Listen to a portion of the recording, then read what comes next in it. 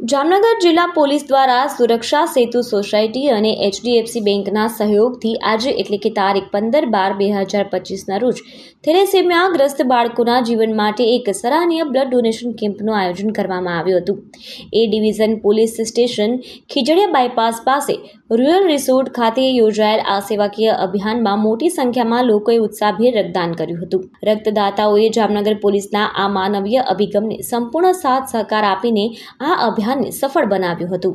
જામનગર જિલ્લામાં અવારનવાર blood donation કેમ્પનું આયોજન પોલીસ દ્વારા તેમજ લોકલ પબ્લિક દ્વારા જીજી હોસ્પિટલના સહયોગથી તેમજ અમુક સંસ્થાઓના આર્થિક સહયોગને ધ્યાનમાં લઈ અને આયોજન કરવામાં આવતું હોય છે।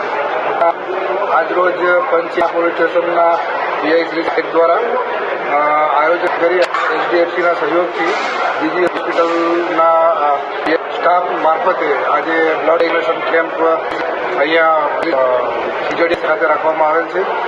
ગત વર્ષ 370 ઉપર બ્લડ ડોનેટ કરવામાં આવેલ।